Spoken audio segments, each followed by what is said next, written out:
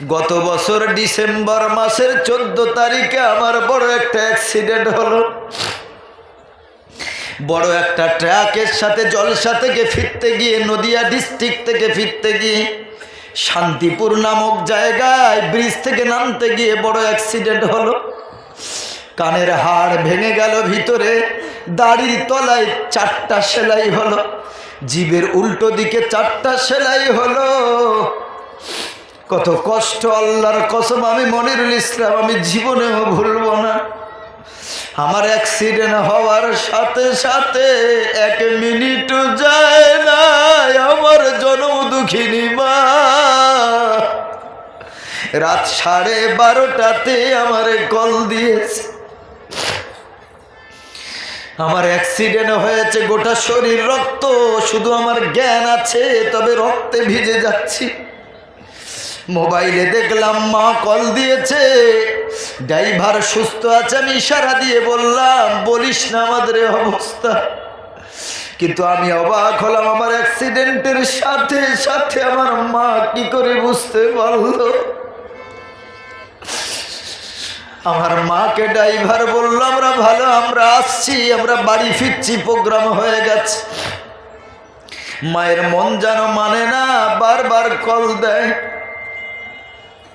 আমি বুঝতে পেরেছি যে মায়ের কলিজার সাথে আল্লাহ এমন সম্পর্ক সন্তানের দিয়েছে, মা তড়পায়, ছটফট করে।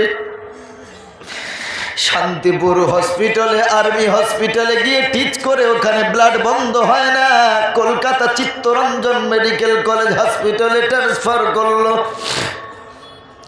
ইঞ্জেকশনের পর ইঞ্জেকশন, কত কষ্ট। সিটি স্ক্যান হলো ব্রেনের। সব কিছু হওয়ার পর বাড়িতে যখন ঢুকলাম সকাল 7টা বাজে। শুধু আমার ছোট ভাইকে বলেছিলাম, ছোট ভাই 2-1 জনকে নিয়ে বাড়িতে, কাউকে জানাই নাই। গাড়ি ভাড়া করে এসে আমরা ফিরলাম বাড়ি। সকাল 7টা বাজে গাড়ির আওয়াজ শুনে আমার মা দৌড় দিয়ে এসেছে। আমার মারে কেউ জানাই নাই, দৌড় দিয়ে এসে দেখে সকলের গায়ে জামা আছে, আমার গায়ে জামা নাই। বলে, বাবা তোর গায়ে জামা নাই কেন? আমার ভাই কাঁদতে কাঁদতে বলল, ভাইজানের অ্যাক্সিডেন্ট হয়েছে। আল্লাহর কসম, আল্লাহ সাক্ষী গো, আমার প্রসবিনী মা, আমার জনম দুঃখিনী মা দৌড় দিয়ে এসে আমার বুকে জড়িয়ে ধরে হাউ মাউ করে কাঁদতে লেগেছি। আর বলছে, বাবা রে, আমি তোকে 12:30টার পর থেকে আমি একটু ঘুমাইওনি। আমি চিন্তা, আমার যেন কলিজায় কেমন একটা কষ্ট হয়, কেন যেন মনে হয় তোর কিছু হয়েছে। বাবারে আমার, মা বাপকে কখনো কষ্ট দিও না।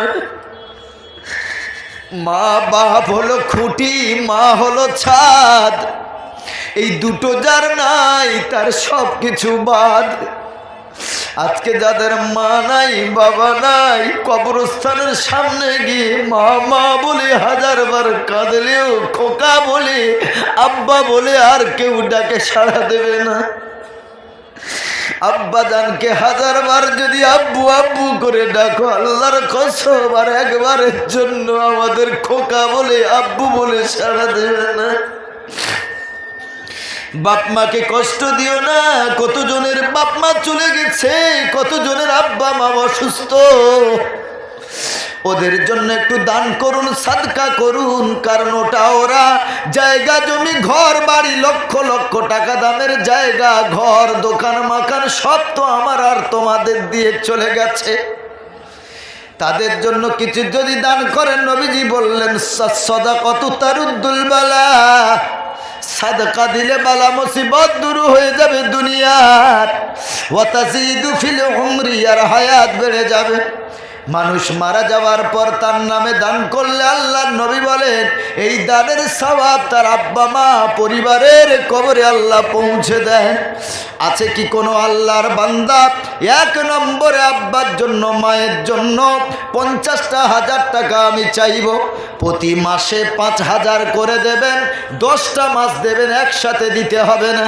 অনেকের একসাথে দিতে একটু চাপ হয়, প্রতি মাসে 5টা করে 1000 টাকা জনম দুঃখিনী প্রসবিনী মায়ের নামে দান করবেন। মাদ্রাসার এতিম